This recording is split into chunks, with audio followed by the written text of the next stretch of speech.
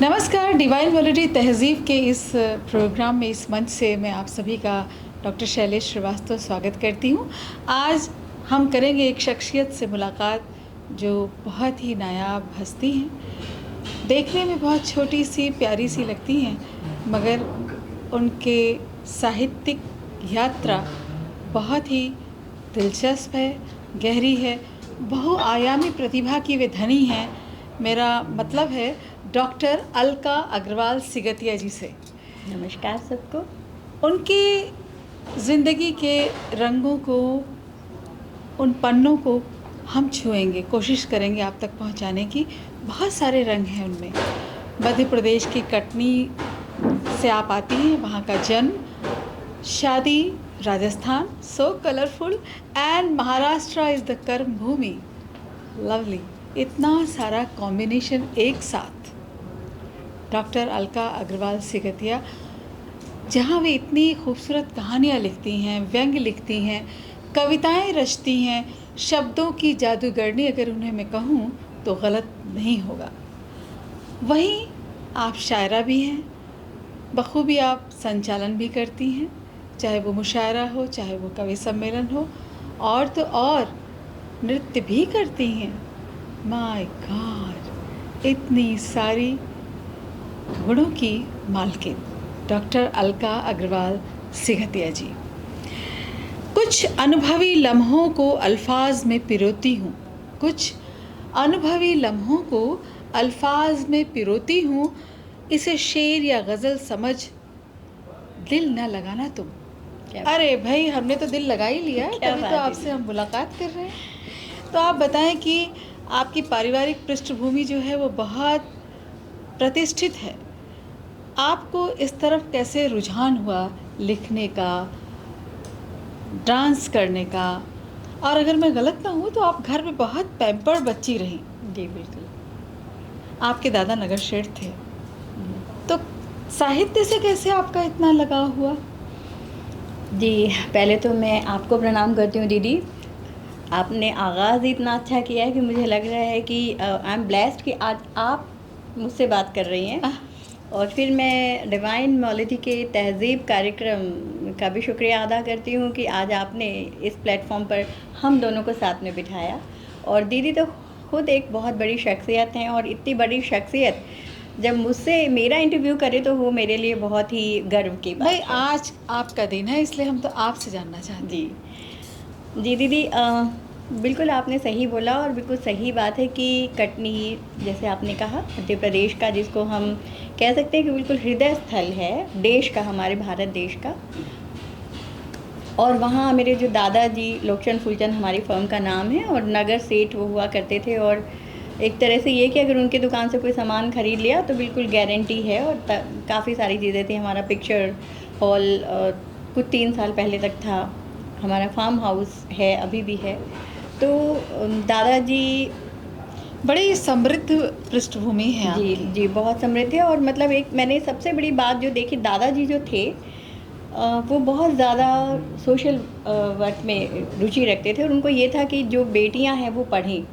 और मैं एक बात आपसे ये भी बता दूं कि हम 5 बहनें हुआ करते थे और एक भाई, लेकिन हमको कभी इस चीज़ का महसूस हमको किसी ने ये होने नहीं दिया कि तुम 5 बहनें हो, या दूसरे घर आते थे तो हमारे दादाजी, पापा, मम्मी सब कहते थे कि हमारी बेटियां हैं, हमारे लिए ये हमारा मान है, सम्मान है। तो वो शायद जो बचपन से हम उनको जो कहते सुन रहे थे, जो आपने कहा। और पता नहीं, हालांकि पापा लिखते नहीं थे लेकिन पढ़ते बहुत थे। और जैसे मैंने कहा कि हम लोग 5 बहनें थे, तो जो सबसे बड़ी दीदी थी, जो बहुत ही खूबसूरत थी और जिनके कारण लेखन में मैं आई, कहते ना वियोगी होगा पहला कवि। और वो दीदी अचानक से 18 साल की उम्र में शादी भी हो जाती, उनको छोड़कर चली जाती हमेशा के लिए। और वो मेरे लिए वो बहुत शॉकिंग मोमेंट था। और वो दीदी बहुत अच्छा सितार बजाती थी। और पता नहीं, वो जैसे कहना चाहिए कि सरस्वती माँ ने ही उन्हें भी वो टैलेंट दिया था। और फिर उनसे एक और मतलब 3rd नंबर की जो दीदी थी, वो बहुत अच्छा, उनका वोकल म्यूज़िक में बहुत अच्छा रुझान था, बहुत अच्छा गाती थी वो।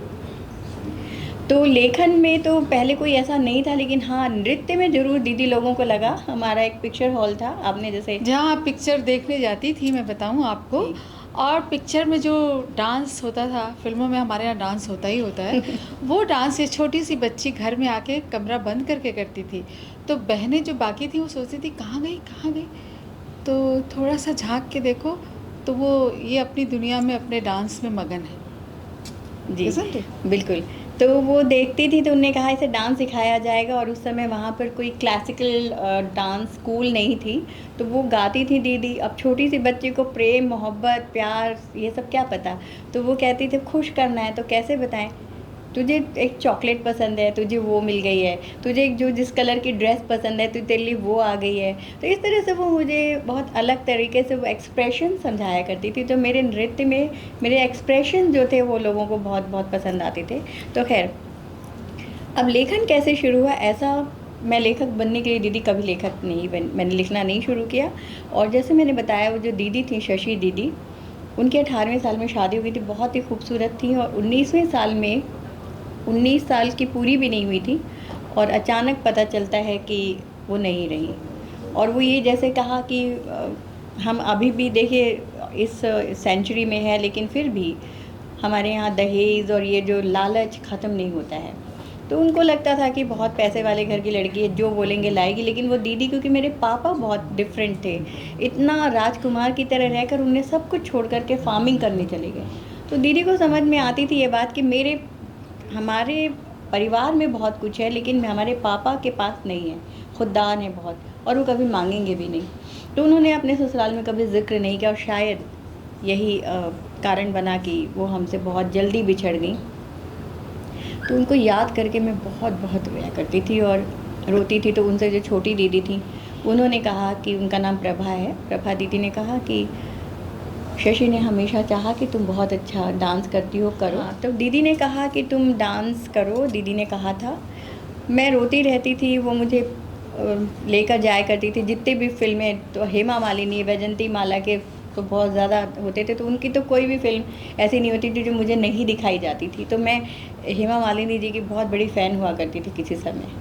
तो खैर वो शुरू हुआ, लेकिन उसके बाद में मैं इतना रोती थी, तो जो दीदी थी उन दोनों, उनसे छोटी दीदी, उनने कहा कि ये मर जाएगी ऐसे। तो उन्होंने बोला कि ऐसे मेरे हाथ में पेंसिल, और जो तेरा मन आता है तू लिख। तो बस वो उस तरह से लिखना शुरू हुआ। लिखते लिखते अक्सर कहती हूँ, बहुत छोटी रही आप जब आपकी कहानियाँ बहुत बड़ी बड़ी मैगजीन्स में छपने लगी थी। जी। तो ये था कि मैं तो कभी सोचती नहीं थी कि मैं लिख लेती हूँ, अच्छा लिखती हूँ। तो मेरी दीदी ने, और कटनी के कवि हैं अनिल खम्परिया जी, उन दोनों ने मुझसे छुपा करके मेरी एक कहानी सारिका में भेज दी, टाइम्स ऑफ इंडिया पब्लिकेशन। 1986 की बात है। हाँ 89 के आसपास की बात होगी, 86। हाँ, तो उस समय की बात है। तो उन्होंने मेरी कहानी भेज दी वहाँ पर, और मतलब मैं तो सोच भी नहीं सकती थी, क्योंकि इतना तो पता था कि Sarika times of India publication है, धर्मयुग और तमाम चीज़ें थी। तो अचानक एक दिन दीदी आई और उन्होंने मुझे एक गिफ्ट पैक लेकर के कहा, ये क्या हो सकता है, समझ सकती? मैंने कहा नहीं। और जब उन्होंने खोली तो मैं उछल गई जोर से। सारी हाँ बोली, मैंने बोला सारिका है क्या? बोली तेरी कहानी है इसमें। और वो that was amazing moment for me, and मैं उछल गई, मेरी कहानी सारिका में। कैसा लगा था उस समय आपको? मैं जैसे कहते हैं ना, सातवें आसमान पे, top of the world, and you know like. और उस समय दीदी एक बहुत मज़ेदार चीज़ होती थी, क्योंकि फ़ोन या इस तरह की चीज़ें, तो जो फ़ोन भी आते थे, ट्रंक कॉल्स आते थे, तो मोबाइल तो होते नहीं थे, तो लेटर्स आया करते थे। और पूरे भारतवर्ष से इतने सारे लेटर्स, उसमें छोटी सी अलका घुसी बैठी रहती थी, मैं पढ़ती रहती थी। दीदी कहती थी अच्छा इसमें क्या लिखा है, इसमें क्या लिखा है। और बहुत से एक्सपीरियंसेस हैं उसमें। एक सहदेव देशमुख, अभी भी मुझे नाम याद है, भिलाई जो है, वो छत्तीसगढ़ में चली गई, पहले एमपी में ही हुआ करता था वो।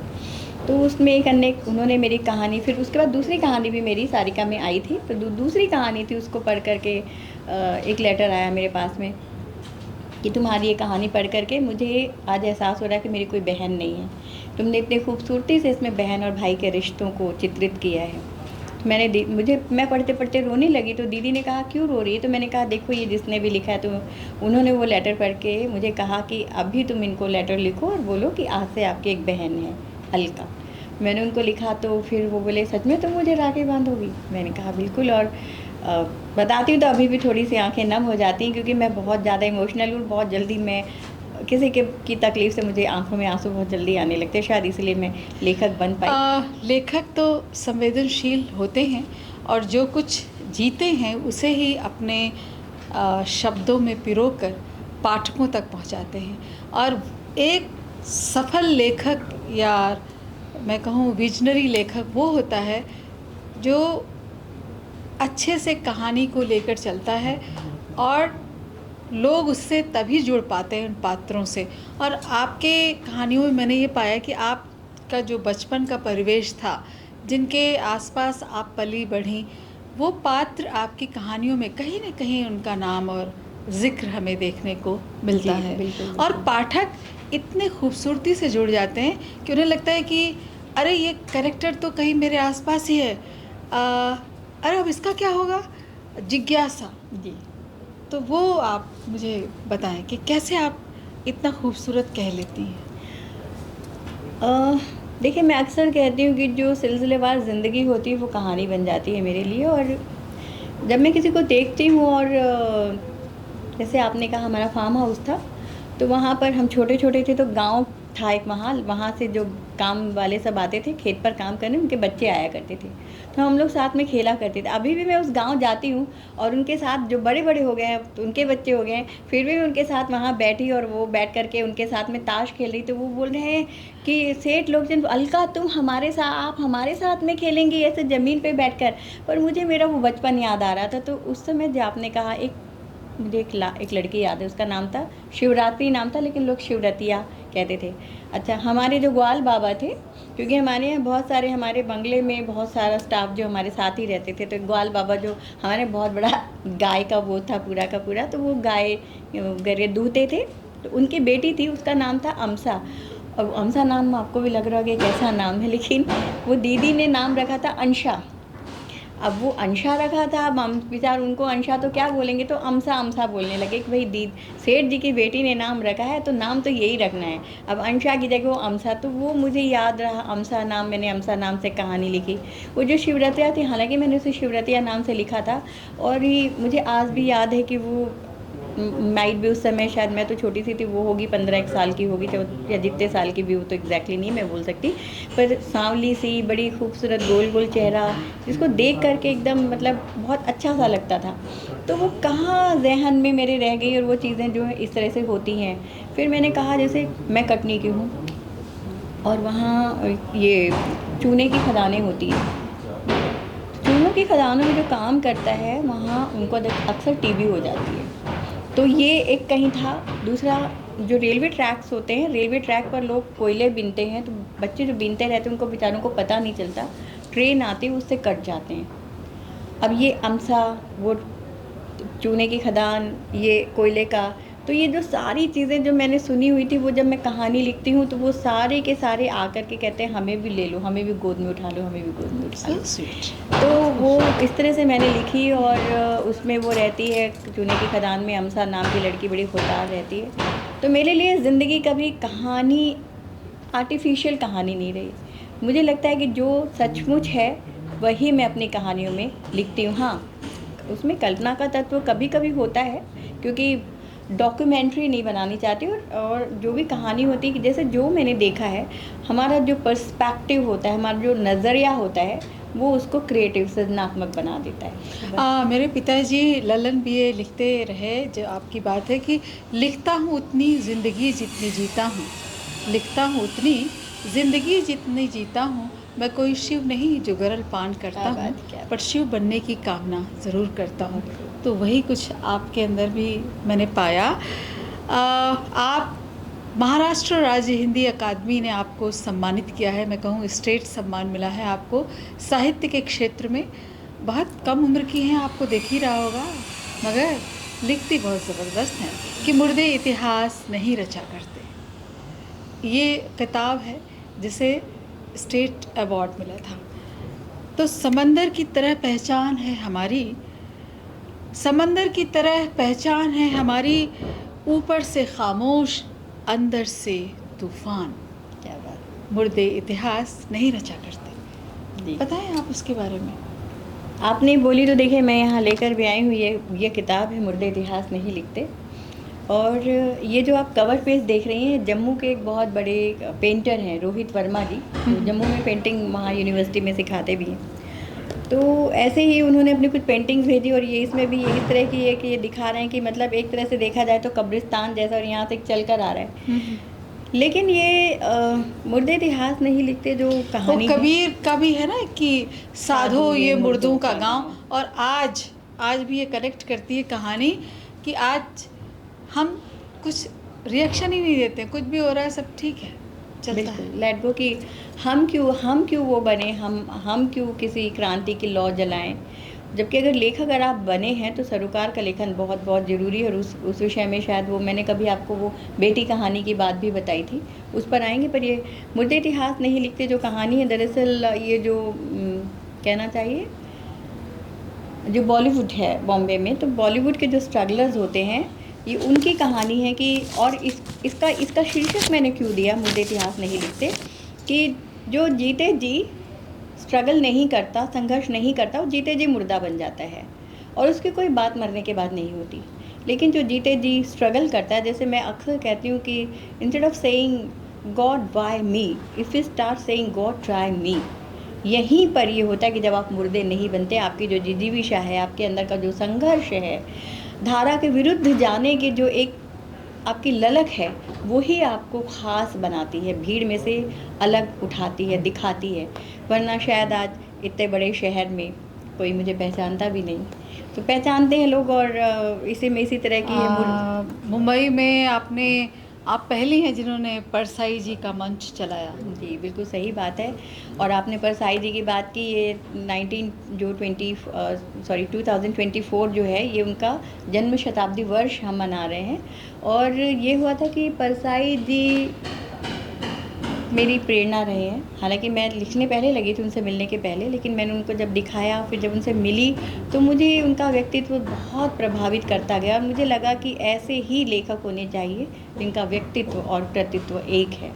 और वो कभी उनको ये नहीं लगता था, मैं जब पहली बार गई थी, मैं इतना साहित्य भी नहीं जानती थी, बहुत छोटी उम्र की थी, लेकिन उसके बावजूद उन्होंने मुझे 2 से 3 घंटे युवा क्रांति पर दिए थे दीदी, और ये बहुत बड़ी बात थी। अच्छा, ये मेरे साथ ही नहीं हुआ था कि जितने यंग बच्चे जाते थे, आज आप देखिए, अब तो शरद यादव जी नहीं रहे हैं, बड़े बड़े जो युवा नेता हुए हैं, वो जाते थे परसाई जी के यहाँ राजनीति का पाठ सीखने के लिए, और वो सबको बताते थे। और यहाँ तक कि जो लिखता था, अच्छा तुमने ये ऐसे लिखा है, एक लड़की गई, उसने दहेज पर कुछ लिखा था, तो बोला कि तुमने ये लिखा है तो क्या तुमने ऐसा देखा था? बोली नहीं। कब पढ़ के? तो बोले फिर ऐसा मत लिखो।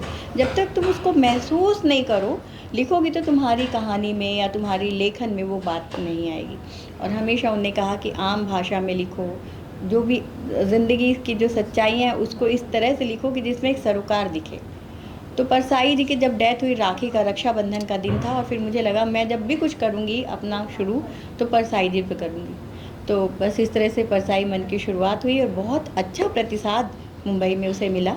बड़े बड़े यहाँ विजय अरोड़ा जी, जिनने मेरी सोनी, मेरी तमन्ना, और राजेंद्र गुप्ता जी, अनूप सोनी जी, विष्णु शर्मा जी, हिमानी शिवपुरी जी, मोना अम्बे कांवकर जी, मतलब किनके नाम मैं लूँ, मुझे तो नाम भी तमाम जो हैं याद नहीं। डॉक्टर चंद्र प्रकाश द्विवेदी जी, जो कि एक जिन आइकॉन रहे हैं, जिन्होंने राग दरबारी जैसी, चाणक्य जैसे सीरियल बनाया, अभी भी फिल्म लगातार बना रहे हैं, वो सब आते थे। और सबसे हंगल साहब आते थे, जिन्हें हम बाबू जी कहा करते थे, और वो उसमें सजेशन भी दिया करते थे। तो लोग मुझे जाते हुए, उनका हम कोई सम्मान नहीं करते थे, स्टेज पर बुलाकर कोई माला अर्पण ऐसा कुछ नहीं करते थे। जाते समय फिर भी बोल कर जाते थे, हमें अगली बार भी इस कार्यक्रम में ज़रूर बुलाना। तो ये उस परसाई मंच के कार्यक्रमों की जो है ख़ास बात थी।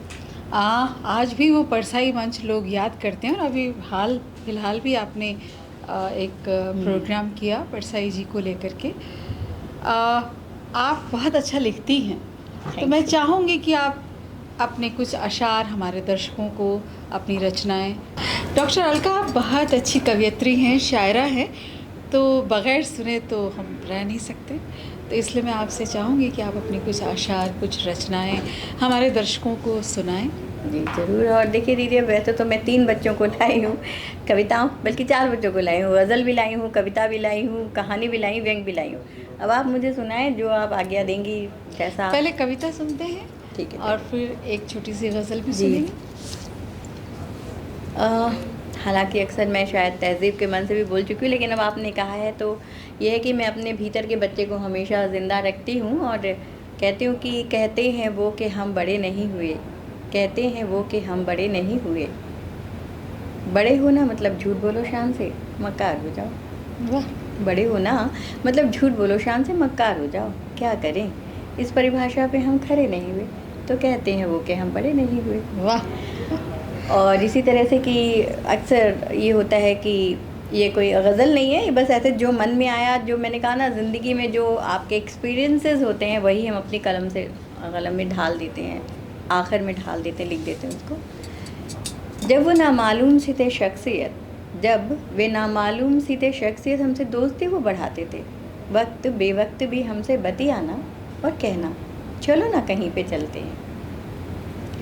लेकिन जब से नाम के बड़े वो हो गए और शायद बड़े बड़ों के बीच मशहूर वो हो गए, तो पहचानते भी नहीं हमें, बिना हमारे ही महफिलें अपनी सजाते हैं और हाय अल्लाह बात भी हमारी ही करते हैं और गुनहगार भी हमें ही ठहराते क्या हैं। बात है। अब गले मिलना तो छोड़ो यारो, दूर से नज़रें मिलाने से भी वो कतराते हैं। आहा, और अक्सर लोग ऐसे हमारी ज़िंदगी में आते हैं, लेकिन सिखला कर हमें चले बहुत हो जाते हैं। सही बात है, हर लम्हा आपको तो कुछ न कुछ जी, एक्सपीरियंस और देता है। अभी जैसे कि ये है कि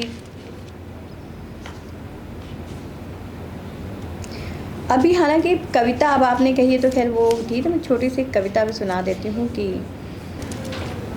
क्या सपने बन गए बॉन्ज़ाई। ये फिर मैं सुनाती हूँ, लिख रही हूँ मैं नया कल। जी, किसी ने लताड़ा उसे, वो लड़ी नहीं, बल्कि झरने लगी झर झर झरने से। किसी ने मारा उसे, वो रोई नहीं, बल्कि कुहुक उठी कुहू कुहू कोयल सी। क्या बात है। कहा किसी ने तुम हो धरती का बोझ, नृत्य करते हुए कहा उसने मैं तो हूँ झरझर सरसर बहती बयार, वाह, मैं तो हूँ सरसर बहती बयार, हूँ धुआं धुआं सा आसमां। कहा किसी ने तू है बोझ, दोनों हाथों को पंखों सा फैलाकर कहा उसने गलत गलत, क्योंकि मैं तो हूँ दरख्तों से लदा हरा भरा जंगल। लेकिन उस किसी ने फिर भी ना धरा मौन, उस किसी ने फिर भी ना धरा मौन। फिर उसे चोट पहुंचाते हुए कहा तुम हो सूखा हुआ मरुस्थल। कहा उसने गलत फहमी है जनाब तुम्हारी, मेरे भीतर तो बहते हैं कल कल खुशियों के सोते, मेरे भीतर तो बहते हैं कल कल खुशियों के सोते, नहीं मैं मरुस्थल। फिर भी वो किसी न जाने क्या क्या कहता रहा, आखिर चेहरे पर दृढ़ संकल्प लिए इसने कहा कितना कहोगे, कितना कहोगे बस भी करोगे, कितना कहोगे बस भी करोगे, कब तुम समझोगे, कब तुम समझोगे, कर लो तुम कुछ भी, सुला ना सकोगे, सुखा ना सकोगे मेरे भीतर बहते सोते को, कर लो तुम कुछ भी, सुखा ना सकोगे मेरे भीतर बहते सोते को, हरा ना सकोगे मेरी जिजीविशा को। कितना तुम सताते हो, कितना तुम सताते हो। फिर सोचकर अचंभे में भी पड़ जाते हो कि कैसे मैं हर मौसम में मुस्कुरा पाती हूँ, अवरोधों को हरा नदी से अविरल बहती मैं जाती हूँ, कल कल गुनगुनाती हूँ, जीवन के गीत नए मैं गाती हूँ। उस किसी के होठ फिर हिले कुछ कहने को, उस किसी के होठ जैसे ही हिले कुछ कहने को, उसने रोकते हुए कहा न कहना अब घिसी पिटी सी बातें तुम, न कहना अब घिसी पिटी सी बातें तुम, अब तुम भी लिखो ना, तुम भी लिखो ना मेरी नई कहानी तुम, लिखो ना मेरी नई कहानी तुम। मैं हूँ बयार, मैं हूँ आसमां में उड़ता बादल, मैं हूँ बयार, मैं हूँ आसमां में उड़ता बादल, तुम भी लिखो ना, तुम भी लिखो ना जैसे मैं लिख रही हूँ एक नया कल। वाह, बहुत खूबसूरत। जी, बयार और आकाश बनने की बात बहुत सुंदर, एक अच्छी उड़ान दी आपने। जी शुक्रिया। आपकी कहानी को पढ़ के भी लोगों ने अपने जीवन में बहुत से बदलाव किए। जी और वो अगर आप स्वयं बताएंगी तो बहुत ज़्यादा अच्छा लगेगा। जी। मेरी कहानी है बेटी, और वो मेरी आई थिंक शादी के पहले की कहानी नहीं, शादी के जस्ट बाद की, थोड़े दिनों बाद की कहानी है। तो उस कहानी में ये होता है कि एक माँ जो है वो सोच रही है, उसमें बहुत कैरेक्टर्स नहीं है, माँ सोच रही है बेटी के बारे में, घटनाएं उतनी नहीं है उसमें। तो बहुत से लोग कहते हैं बेटी बड़ी हो रही है, फिर वो बेटी बड़ी हो जाती तो उसे समझाते हैं तुम्हें इसकी शादी करनी चाहिए। तो वो माँ जो है अनजाने में सपने देती है बेटी को, राजकुमार के, सिंड्रेला के, ब्यूटी एंड बीट्स के, तमाम चीज़ें। तो वो जो बच्ची है वो समझने लगती है कि उसका एक राजकुमार आएगा, उसे बहुत प्यार करेगा, प्रिंसेस के जैसे रखेगा, और कुछ भी होगा वो हमेशा उसे प्यार ही करेगा, दुलराएगा, जैसे पापा करते हैं, जैसे मम्मा करती हैं। खैर वो फाइनली शादी हो जाती है। शादी के बाद में वो आती है तो that daughter is not happy. तो माँ पूछ नहीं पाती, लेकिन बाद में इतना समझती है कि उसने जो उसे सपने दिए उन सपनों को वो जी रही है, लेकिन वो सपने उसके साकार नहीं हो सके, क्योंकि विकल्प जो उसका पति है वो नहीं ले जाता उसके हाथ में हाथ डालकर शाम के धुतलके में घुमाने के लिए। दाल में नमक तेज़ हो जाता है तो चिल्लाता है, उसे चाहिए बेटी, पति को चाहिए बेटा, बहुत सी चीज़ें ऐसी होती हैं। तो खैर ये कहानी इस तरह से, और अंत में मतलब वो जब प्रेग्नेंट होकर आती तो अपने पति से कहती कि नहीं भेजना है मुझे बेटी को। तो कहते देखो तू ऐसे तो और उसकी ज़िंदगी बहुत दूभर हो जाएगी, तुम्हें भेजना पड़ेगा। तो वो सोचती अब के बाद मैं उसे दूसरी तरह से ट्रेन करके भेजूँगी। तो जो दिनकर जी की कविता की हो जाती पयस्विनी कितनी वो, तो जो वैसी तरह की अब मैं उसको दूसरी विचारधारा के साथ भेजूँगी, तो शायद इस तरह की तकलीफ़ नहीं आएगी। लेकिन अगली बार भी अगर वो आई तो मैं उसे नहीं जाने दूँगी, रोक लूँगी। खैर, तो एक मेरी कहानियाँ वगैरह टाइप करते थे विवेकानंद जी। तो एक दिन उन्होंने मुझे फ़ोन किया और कहा कि अच्छा ये बताइए अलका जी, क्या सचमुच लड़कियां ऐसा सोचती हैं? मैंने कहा क्या, कि शादी के बाद ऐसा होगा वैसा होगा, पति ऐसा होगा। मैंने कहा नेचुरल है, साइकोलॉजिकल फैक्ट है ये। एक नए आपको अपना घर सालों से जहाँ आप रह रहे हैं, आप 18 साल 20 साल 22 साल जहाँ रह रहे हैं उसको छोड़ करके जा रहे हैं, वहाँ आपको एक नया पूरा परिवेश मिलेगा, पति मिलेगा। तो आप सोचेंगे ना कि वहाँ आपको किस तरह से ट्रीट किया जाएगा, आपको लोगों के साथ कैसे रहना है। इतनी बात की उन्होंने। फिर एक और दिन फ़ोन किया, उन्होंने कहा मैं आपको धन्यवाद कहना चाहता हूँ, थैंक्स कहना चाहता हूँ। मैंने कहा क्यों? तो बोले कि आपकी इस कहानी बेटी को पढ़ करके मैं अपनी पत्नी की भावनाओं को समझने लगा। वाह!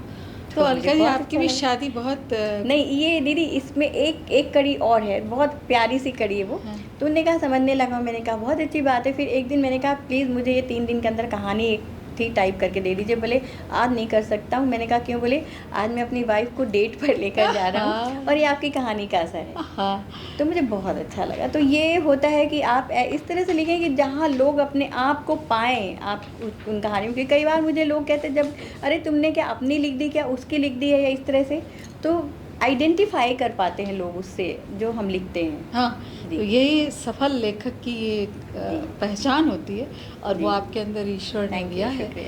आपकी भी शादी बहुत कम उम्र में हुई और आप बड़ी कोरी कोसी सी अनछुई सी, तो आपको भी जब अलग सा परिवेश मिला तो कैसा लगा? देखिए परिवेश मतलब, हालांकि मेरी सासू जी जो थी, तो जब मैं पहली बार वहाँ पर कोटा में गई, जैसे आपने कहा राजस्थान, तो मैंने कहा मैं एक सब्ज़ी बना कर खिलाऊंगी, बना लेंगे। लाइट चलेगी तो मिक्सी नहीं चल रही थी। मैंने कहा अच्छा मैं सिलबट्टे पे पीस देती हूँ। तो मेरी सासू जी ने मुझे बोला कि अरे बिट्टू तू पीसेगी, तू इतनी नाजुक सी, तू कैसे चटनी सिलबट्टे पे पीसेगी? तो ये परिवेश था। और जो पति थे, मतलब साड़ी पहननी आती नहीं थी, अभी भी नहीं पहन पाती हूँ मैं ठीक तरह से साड़ी। तो खैर वो साड़ी यहाँ फाड़ ली मैंने शुरू में वहाँ जब साड़ियाँ पहनी, तो खैर लेकिन फिर बाद में हम बहुत जल्दी 1 महीने के अंदर ही हम बॉम्बे आ गए थे। उस समय का बम्बई बॉम्बे। तो वो जो हम लोग बहुत वो कभी आपके तहज़ीब के इन पे मैं सुनाऊंगी कि किस तरह से हम दोनों जन रहते थे। और जब पहली बार मैं सुपरमार्केट गई तो मुझे ये भी नहीं पता था कि ये तुअर की दाल है या चने की दाल है। मैं चने की दाल को कह रही थी कि ये तुअर की दाल है, पति कह रहे थे ये तुअर की दाल है। तो इस तरह से पहली बार खीर बनाई तो वो खीर आनंद बन गया। और पहली बार यहाँ जब बनाया वो कोफ्ते बनाए तो वो पत्थर के जैसे बन गए। पर वो पति और उनके जो दोस्त थे वो खूब अच्छे बने। मैं उन लोगों को देख के हंस रही थी।